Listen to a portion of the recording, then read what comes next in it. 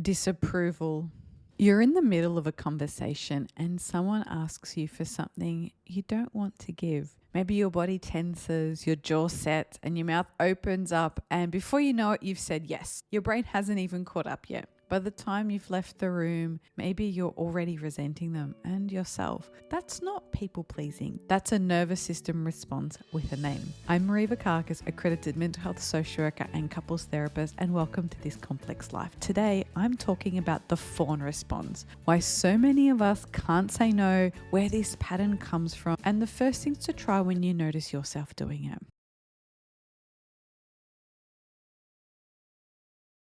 The term fawn response was introduced a little while ago by a psychotherapist called Pete Walker in around 2003. He was working a lot in the PTSD space and in codependency, and noticed this additional response that people had that didn't quite fit into the fight, flight, or freeze responses that we already knew about. He laid it out in more detail in a book in 2013 called Complex PTSD, From Surviving to Thriving. Now, he wasn't inventing this idea of the fawn response. It actually has been observed in the animal kingdom across mammals for a long time, since the 50s. But what Walker did was able to take something that was an older concept and apply it clinically to treating people with complex trauma, and place it alongside the fight, flight, or freeze response as a distinct response pattern. And then when we look at polyvagal theory and Stephen Porges's work, we start to see more layers here. Appeasing is not just a physiological strategy, it's an automatic nervous system driven process of co-regulation. Your body is trying to regulate the other person's state to make you safer. It is an attempt to create safety. The thing I want you to understand about this is not just a pop psychology concept. There is an underlying response here that is driven by decades of research that we're learning more and more about. And when we can name it and recognize it, it can give people a language for their experience and start to find new ways to communicate or to be in relationship without fawning and without losing themselves in that process. So the fawn response, what the fawn response actually is. Now, most people have heard of fight or flight, and some have heard of fight, flight, or freeze, but very few have heard of fawn. So let me explain them all to you. The fight response, that's to confront, to argue, to push. Flight is to run away, to exit, to avoid, to withdraw. Freeze is shut down, go blank, maybe can't speak. Fawn is appease and smooth over, agree, make it okay for the other person at the cost of yourself. It's not a personality flaw, it's a nervous system response. And it's done so quickly that your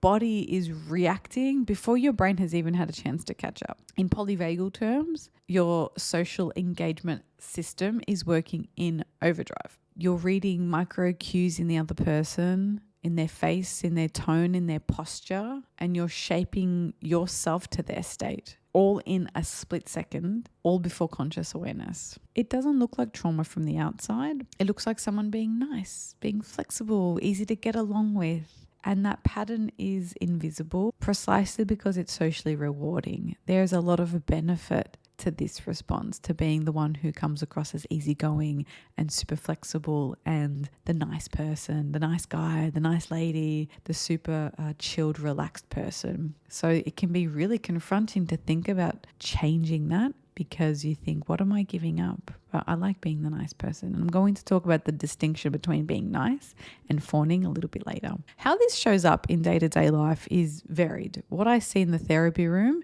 is a mixed bag. For some people, it's apologizing for things that wasn't their fault and it happened so quickly. Someone bumps into the supermarket and you say sorry. If someone's in a bad mood, you're apologizing for something you didn't do. And on the other side, for people around them, that can be quite irritating. It can be quite annoying. It can be really infuriating, frustrating, or some people can take advantage of that. So one of the ways it shows up is constant apologizing for things that aren't your fault. Another way it shows up is abandoning your own opinion mid-conversation. So you might have an opinion about something and then someone else has a contradictory one or has some differences there, and midway through, you might turn that conversation around and be like, yeah, actually, you're right. That's what I meant to. And just agreeing with their perspective. It could be agreeing with people that you fundamentally disagree with just to keep the peace. That could be at work, at family dinners, in conversations with friends. It shows up in a number of ways. And this is very different to being boundaried and choosing the right time and place for different conversations. It can be really tricky to explain to some people what this difference looks like, but you notice it afterwards. You'll notice afterwards you feel that you've lost a part of yourself, or maybe after several weeks or months you feel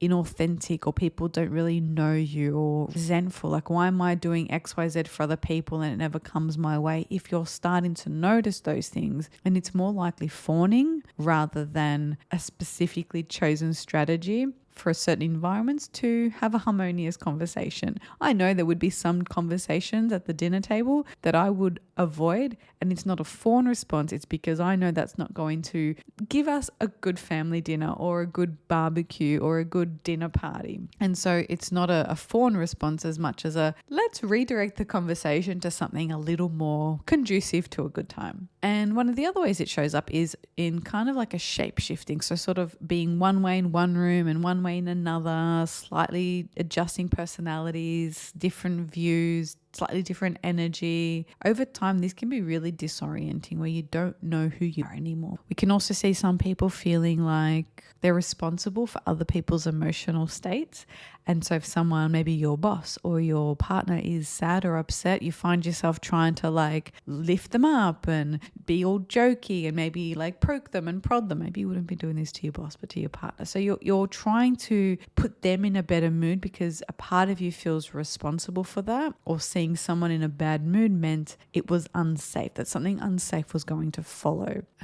So if your mum is stressed, you absorb it. If your boss is cranky, you absorb it. And sometimes you find it, you feel like it's your responsibility to fix that or change. Another way I see it, and this is probably the most common in couples therapy, is what's called checking behaviours. It's like, are you okay? Are we okay? Are things okay? Is this okay? And constantly scanning for whether the other person is pleased and okay. And all of these can be really harmful to relationships because they can feel inauthentic. It can actually be a version of lying. Fawning is lying in a way, and that kind of dishonesty can really rupture relationships.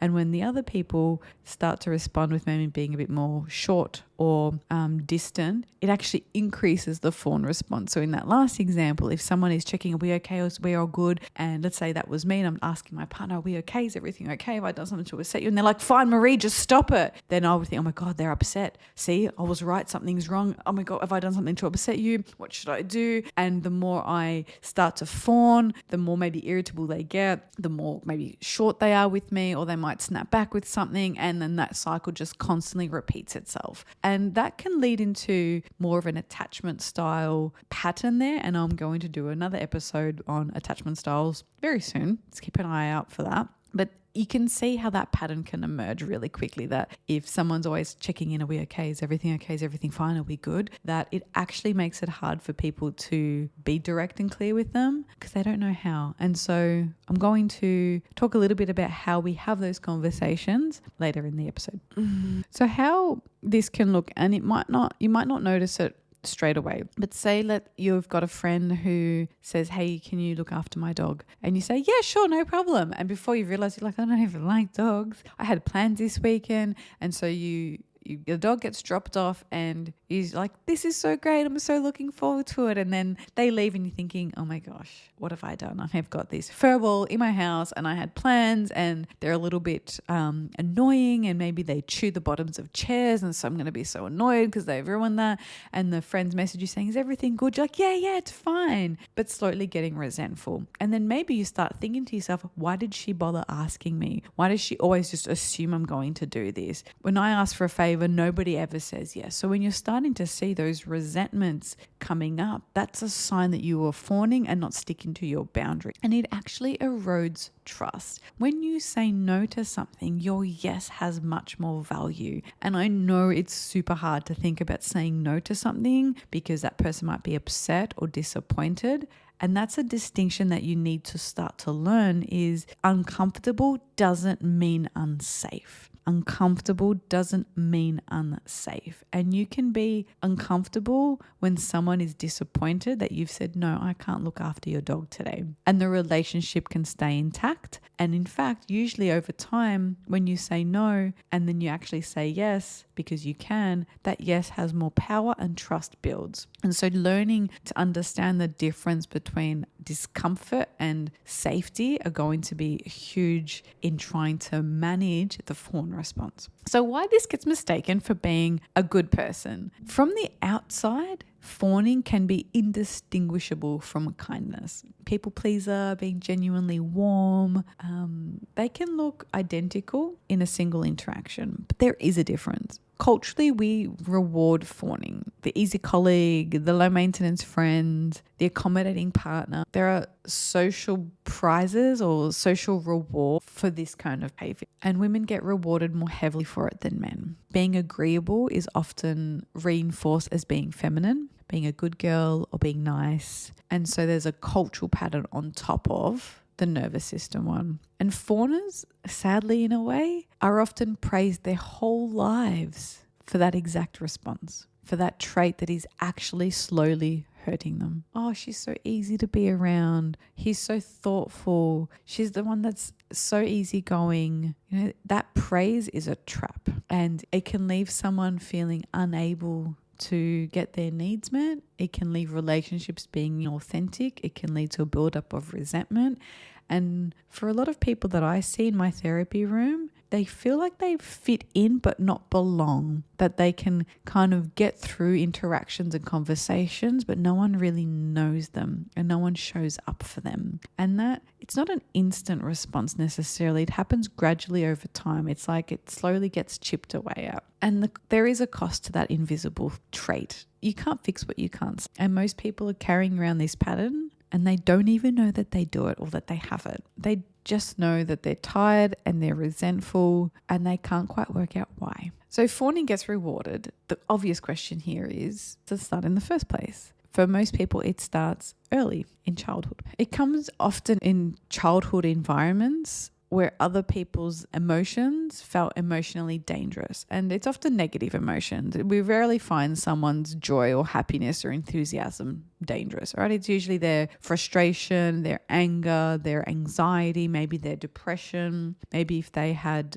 substance use and they came home drunk. So we might be finding their certain emotions as potentially dangerous, that a fight might erupt, that they might get violent, belittle us, put us down, speak to someone else poorly. We might observe this in a parent or in a sibling and think, well, I've learned a way to try and circumvent that, to prevent that from happening. It doesn't always need to be physical danger, but that is a huge factor as well. And more often, it's when you've got a parent whose anger or disappointment felt catastrophic, even if nothing physical happened. And when you're little, your parents are huge influences in your life. They're superheroes to us. And so to feel like that relationship, that connection could be threatened at any point, literally feels like a life or death scenario. And so we learn ways to maneuver around that. So if their disappointment felt threatening, we're going to try really hard not to disappoint them. And then we carry those patterns into adulthood. It can also be present in environments where love felt conditional, where affection and warmth, approval felt earned through being agreeable rather than freely given. So maybe you got a lot of attention and affection and praise when you were being a good girl, and then things got withdrawn if you were seen as being difficult or not agreeable. Families, in fact, this can also show up in families where disagreement is seen as disloyal, where having a different opinion got you labelled as the problem child, the difficult one, or the selfish one. I've seen this show up quite a bit recently for some reason in some of the people that I work with, where some people don't even know how to ask for what they need as adults. They don't even know what restaurant to suggest with their friends because they never felt that they had a say, that if they said, hey, I want pizza, and someone else in the family wanted Thai, that it was like, oh, why would you want that? That's stupid. And so I better not say the wrong thing. And that instinct has been brought into adult relationships where someone might say, hey, where do you want to go for dinner on a Friday night? They're like, oh, I don't mind, whatever you want. And it's not because they're genuinely indifferent and they're like, oh, I could eat anything. They're scared of getting it wrong, and they're scared of saying the wrong thing. That what if I say pizza and the other person is gluten intolerant and they're going to get offended and say that they can't come, or that's a stupid place? Or what if I pick something that turns out to be really bad and I get yelled at? And all of these thoughts are surrounding that. It's not just about, I really don't mind whatever we want. That's when it starts to be a fawn response rather than easygoing. If it's something like, for me, if a friend says, when do you want to go for dinner? I was like, actually, I don't mind. I'm happy if you do pick something. I like trying something new. I genuinely like trying something new. And if it's a crappy restaurant, we'll laugh about it together. If there's some dietary preferences that I have, I might say, I'm happy to do anything other than pizza.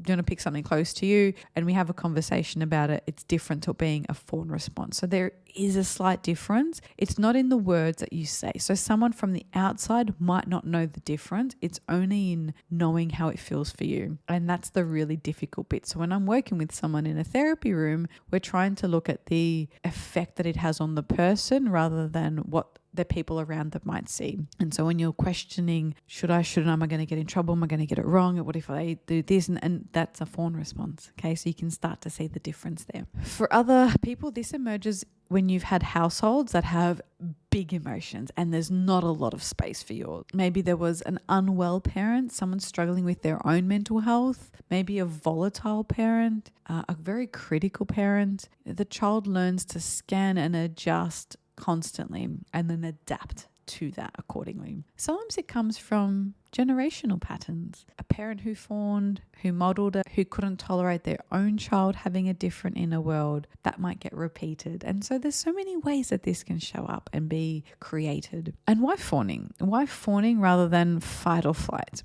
Sometimes the child has no option to, they lose. They're little. They have no option to flee. Where would they go? So fawning is a very available strategy for children. It worked. That de-escalation worked. The tension lifted, saying, yep, cool, Thai food's fine with me. When you really want pizza, as long as you can tolerate the food, you're just going to think that was worth it. I don't want to start a fight. Okay, the nervous system files this away as, oh, good strategy. This worked. Fight avoided. Check. We're going to do that again. And so that strategy kept them safe.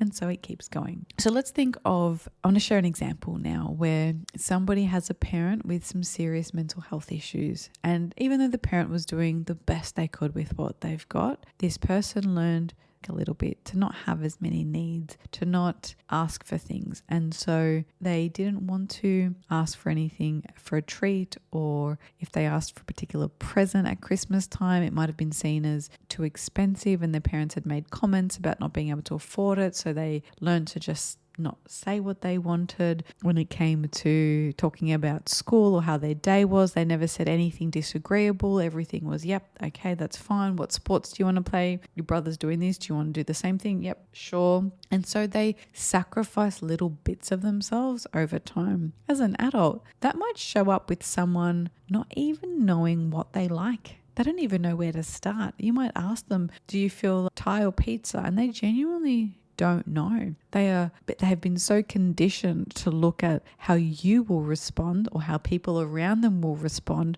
to their response that they haven't even considered what I might like. And so that can be really confronting. And it can also be very difficult for the people around them to not know what that person authentically likes, what would bring them joy, what would bring them pleasure, what would be fun or exciting or interesting to them. What's their identity? Because they might keep changing it. They might like one thing with one person, like one thing with another, be okay with this, be okay with that, and they don't even know who they are anymore. And it's useful to start to picture and understand what this could be like for those people. And if this is you, starting to recognize those traits in yourself is the first step to learning how to do it different. And to be really kind with yourself and to have empathy that that's a strategy that you learned to keep you safe. Like, how cool is that? Our brains and our bodies do some really remarkable things to keep us safe. And in adult life, sometimes those tools that we developed aren't super useful and can actually be sabotaging. And so it's come from a good place, and we might need to add a few new things in there so that we can be our most authentic self and not feel that resentment and not lose who we are. Okay, so what's the point? What's it actually costing you? Isn't it really great to just be nice? Well, yeah. And that's fine. You can still be a nice person. When it's fawning, what happens is your needs never get met because you don't name them. Over time, this can build up into low-level chronic resentment. Not the loud kind. I mean, it can be that. Like sometimes you can say something instantly and think, oh, I wish I didn't do that. But it can be the quiet seething type that changes how you feel about the people you love. Maybe you start to feel like, well, nobody really knows me. They don't understand me. They don't show up for me. I'm sick and nobody's there with chicken soup. I would do this for someone else. So then you start jumping to conclusions around, well, I do this because I care. If they don't do this, then hence they don't care about me. And so it can create these negative loops in our minds around people's affection for us or people's care. You lose an idea of what you actually want. You might not have even known. After years of calibrating to other people, the question of what do you feel like for dinner can feel genuinely unanswerable. There is a physical cost too. Chronic fawning keeps your nervous system in a low-grade stress state. It could be a tight jaw, could be shallow breath, could be a shortened fuse, and it could be tiredness that sleep doesn't fix. So it's a low-level constant sort of on, like maybe a little bit of a buzzing, where you never quite feel entirely relaxed. You can lose touch with your own preferences, your own opinions, own taste, even your own emotional response. And some clients I see describe it as, I don't even know who I am anymore. I'm like this with this group, I'm like this with this group, I'm like this at work, but I don't know who me really is. And fawning, I hate to tell you this, it actually creates distance, not closeness. I know you're going to think, no, but I keep people close and I keep them pleased and I couldn't handle it. I mean, I'm a nice person and I'm easygoing. And when it's fawning, it creates distance, not closeness. That's the counterintuitive piece. It feels like closeness because you're accommodating, but genuine intimacy requires two people to show up. If one of you is always agreeing, always accommodating, always disappearing in what the other person needs, the other person is in a relationship with a mirror.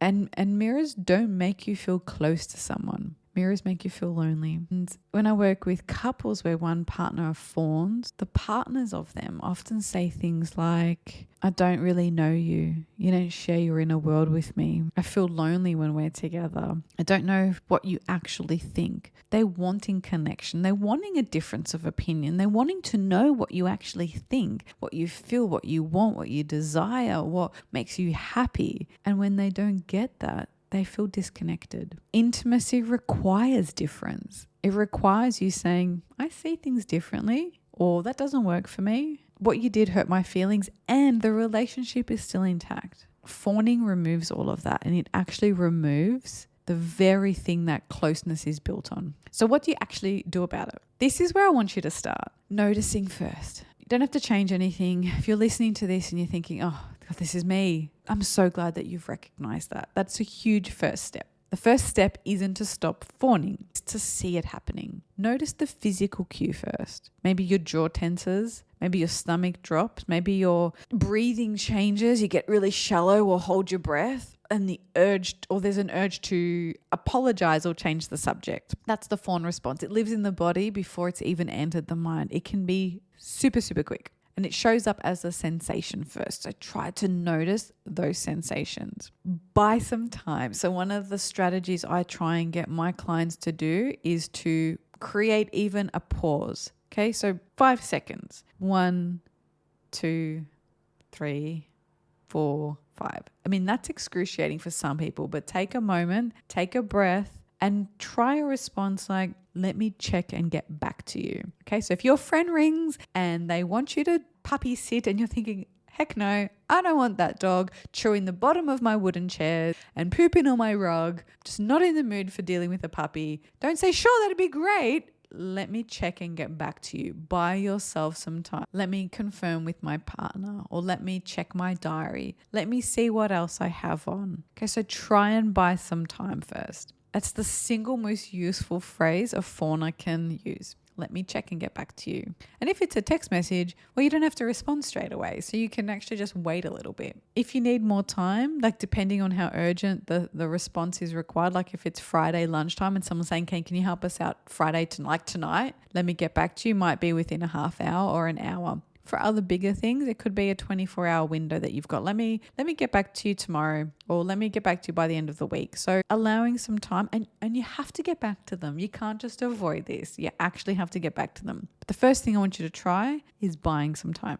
Tolerating that discomfort is so important. So learning to tolerate the discomfort of displeasing someone. I'll talk about this a lot more in an episode I'm going to do on boundaries. I'm actually going to do a whole series about boundaries. And so if you've got some questions more around implementing boundaries, let me know. You can email me, you can fill out a confidential form. There's a whole bunch of ways. I want to hear from you, but we're not going to talk about that right now. But you have to learn to tolerate the discomfort that comes with disappointing someone. And that is the real work. That is being okay with them being like, oh no, but I was really hoping you could look after the puppy and you've done it before. It's like, I understand, I still can't. And clear is kind here. You can be kind and be clear. But if that seems too hard, start with buying some time first. Disappointing someone is not abandoning them. Saying no is not cruel. That guilt you feel when holding a small boundary is not evidence that you did the wrong thing. Remember, there's a difference between discomfort and something being unsafe.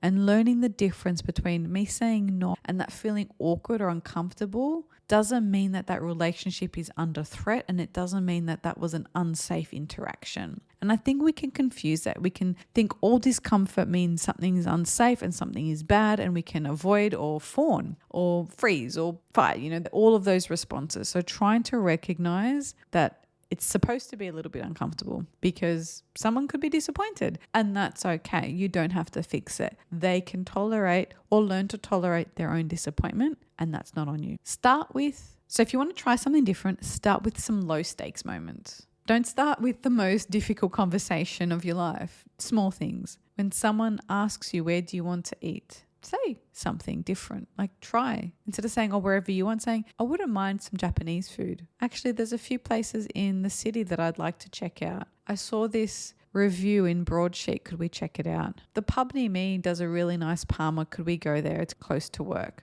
Actually having a preference. And if this is a question that you anticipate, have some go-to places ready. Do some Googling, figure out what you like, what your budget is, what's around you or around work or wherever it is that you go. So the next time someone says, where do you want to go for dinner? You have some places ready to recommend. I want you then to think about when you get invited to stuff. So think about, do you actually want to go to that concert, to see that movie, to go to that show? And have a think about it. Does it match what you're interested in? Is it maybe an issue around finances? Like, can you afford it? Or maybe you're just not into musicals. And so actually saying, I'd love to hang out with you. I'm not really interested in seeing that musical. I can meet you afterwards for a drink, or I can meet you earlier. We can have dinner and then you can go with the other people to the show. Or that sounds great. Thanks for thinking of me. Not my thing. Is there anything else you want to do? So being okay with knocking that back and thinking about, do I actually want to do this? And it could be that it's too expensive, you don't like it. Maybe it's on a weeknight and that's just not going to work for you because you get tired midweek. Or it's on a weekend where you've got a lot of other things on. Being able to reflect on that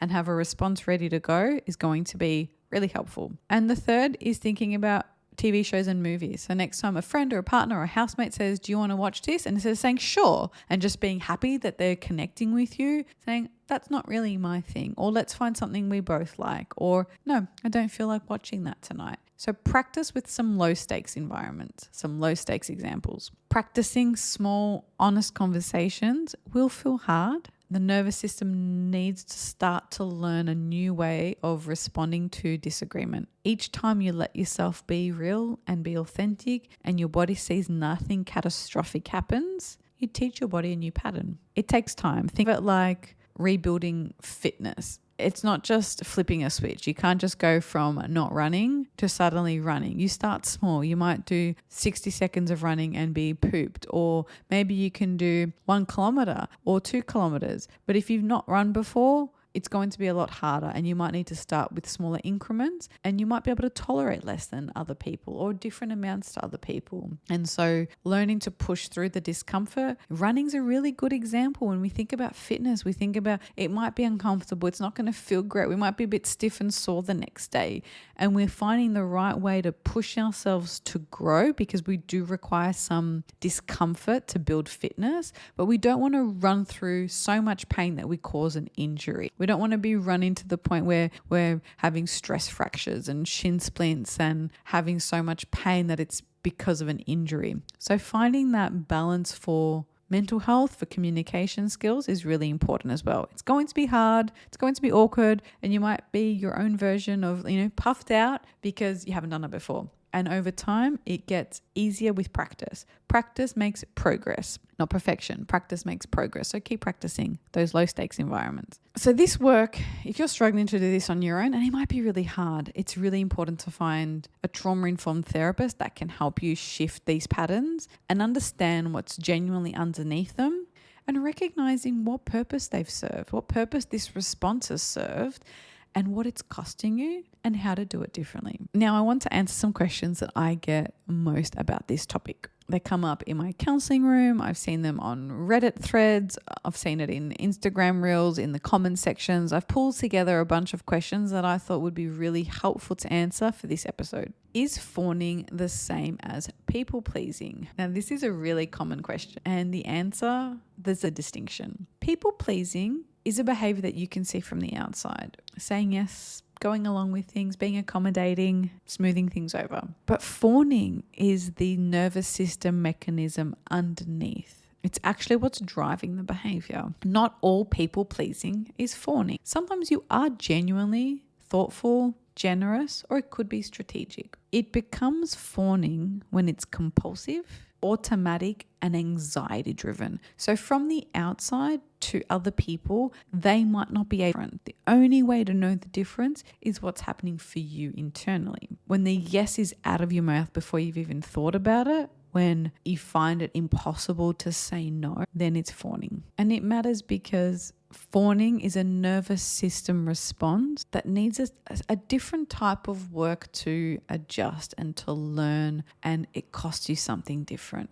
And people pleasing, it can still be quite an anxious trait. It can still be linked to trying to make other people happy, but I'm really focusing on the fawn response here. Second question, is fawning always a trauma response? No, not always. And I know I started off by saying there are 4 trauma responses: fight, flight, freeze, and fawn, but it's not always a trauma response. Genuine kindness exists. Genuine generosity exists. And being a thoughtful person isn't a pathology. The difference is whether it feels chosen or it's a compulsion. If you've weighed it up and you've said yes and you're okay about it afterwards, awesome, great. If your body says yes before your brain has caught up, and afterwards you feel depleted, resentful, or confused about why you agree, then it's fawning. And it's not always trauma. It can be certain environments, like I mentioned earlier, childhood experiences, certain family structures that weren't traumatic, but they didn't allow for us to develop a capacity to say no easily. That fawning meant keeping the peace, and that danger could have been violence. It could have been physical harm. It could have been severe neglect or abuse. And for some people, it could have been an unhelpful response. But when you're little and you're really dependent on your family, literally for life or death, it can really shape these behaviors. So it's not always about trauma, but we put it into that category of a trauma response. And if you're still not sure if it's a fawn response, think about replaying that moment in your head and what it would be like to say no. If the thought of saying no brings genuine fear or panic, that's the nervous system signaling, no, don't do it. It's not safe. Okay, it's not a value judgment. And fawning happens before our values have been really understood. So this is so automatic and so quick. So if you're terrified at the idea of saying no, it's probably fawning. How do I know if I'm fawning or just being nice? Best test is the body test. Like I mentioned earlier, if the idea of saying no fills you with dread and anxiety, chances are it's a fawn response. Genuine kindness leaves you feeling warm and connected. Sometimes tired, but maybe you're okay with that. Maybe genuinely, I genuinely love looking after my neighbor's dogs. And sometimes I can be tired because when I have 3 of them running around, the house is bonkers. But I genuinely love it. So it's different to feeling resentful and annoyed and then everything they do being frustrating. Fawning can leave you depleted, resentful, and often unsure why you said yes in the first place.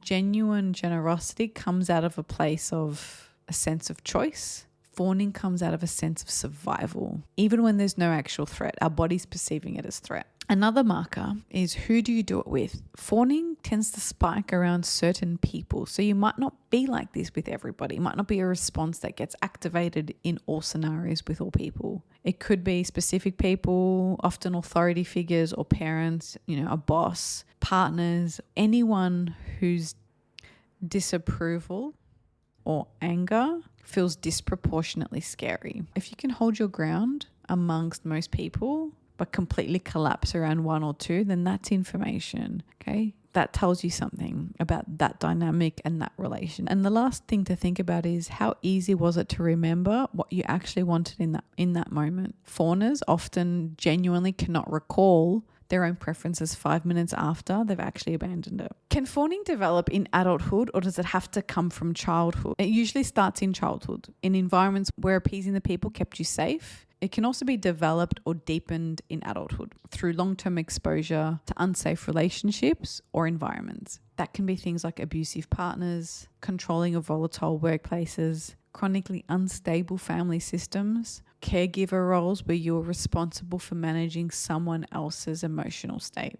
The nervous system can learn this as a strategy at any age if the conditions repeat themselves for long enough. It's also why some people leave difficult relationships and discover that they're now fawning in their next one. That pattern was reinforced, not created in the last relationship. Cultural and systemic factors also play a part here. Marginalized groups often develop fawning as a survival strategy in response to systemic threat, not just individual relationships. And that's a really important thing to recognize there, that some people have to try to keep themselves safe at all costs, and fawning is a really helpful strategy to do that. And the last question I want to answer is, does fawning go away once you recognize it? I wish it was so easy. I wish that just knowing something meant that you could change it just like that. It's not that easy. It's just the first step. It's a hopeful question, and I honestly wish I could just say, sure, once you recognize that that's it, you can just undo it. The pattern lives within the nervous system, not just the thinking part of the brain. So you can't think your way out of this. It softens through repetition, through practice, through being honest and not being punished for it. Each small no that doesn't end a relationship is data for your body. Each small disagreement that gets met with curiosity instead of anger teaches your system something new. Over time, that response gets quieter and more manageable. Therapy that works somatically can be really helpful for this. So things like somatic experiencing, EMDR therapy, even internal family systems therapy, schema therapy can be really helpful. So there are certain therapeutic modalities that can be really helpful for trying to repair this pattern, to try and find new ways of communicating that don't cost you so much. It takes time. Often not weeks, usually years, but it absolutely can shift. The fawn response was protective. It made sense when you needed it. Letting go isn't betraying anything. It's outgrowing something that you no longer need. So this pattern was productive. It was there when you needed it. It kept you safe. It's the only way you could. You did your best. You're allowed to outgrow it. You don't owe anyone the version of yourself that can't say no. Small shifts in everyday moments are what changes this, not just one single brave conversation. Small steps, those low stakes environments, practice saying, let me get back to you, practice saying no, practice having an opinion on something, practice putting forward a movie suggestion or a restaurant suggestion. Practice, practice, practice. Practice makes progress. Sometimes the kindest people in the room are the ones with the deepest fawn response. They've learned to extend all that care outward and very little inward. You're allowed to turn some of that inward. You're allowed to care about you. Podcast outro. The fawn response is a pattern, not a personality. You built it for a reason and you can unbuild it with practice. Start small this week. Notice one moment where you say yes when you mean no, and see if you can buy yourself 5 seconds before you answer. That's the whole practice. Thanks for listening. If this one resonated with you, share it with someone who might need it. Take care now.